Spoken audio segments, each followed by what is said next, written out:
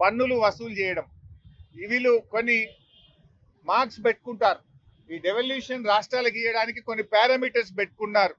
Per capita income కి ఎంత పెట్టుకున్నారంటే 45% మార్కులు పర్ క్యాపిటా ఇన్కమ్ కి పెట్టుకున్నారు. అంటే ఏ రాష్ట్రం అయితే హైయెస్ట్ పర్ క్యాపిటా ఇన్కమ్ ఉంటుందో వాళ్ళకి 0, లోయెస్ట్ పర్ క్యాపిటా ఇన్కమ్ ఉన్న వాళ్ళకు 45 పడతాయి.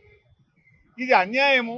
మరి మాది హైయెస్ట్ పర్ క్యాపిటా ఇన్కమ్ ఉంది తెలంగాణ, ఆ 45%ను 30%కు తగ్గించండి అని ఒకటి చెప్పాం. 2, పన్నుల వసూలు చేయడంలో లీకేజీని అరెస్ట్ చేసి ఎక్కడ కూడా రాష్ట్రానికి వచ్చే పన్నుల్లో అవినీతి లేకుండా, లీకేజీ లేకుండా ప్రతి పైసాను రాష్ట్ర ప్రభుత్వ ఖజానాకు వచ్చేటట్టు చేస్తే దానికి 2.5% వెయిటేజ్ మాత్రమే ఉన్నది. మేము బాగా పనిచేస్తున్నాం. కొన్ని రాష్ట్రాలు అసలు పన్నులే సరిగా వసూలు చేయి, అవినీతి, అక్రమాలు, లీకేజ్ ఉంది. మరి వాళ్ళకేమో ఇన్సెంటివైజ్ అవుతుంది. మేము ప్రతి పైసా ఖజానాకు తెస్తే మాకు నష్టమవుతుంది. పన్నులు బాగా వసూలు చేసే రాష్ట్రాలకు ఇచ్చే వెయిటేజ్ను 2.5 నుంచి 10% పెంచండి.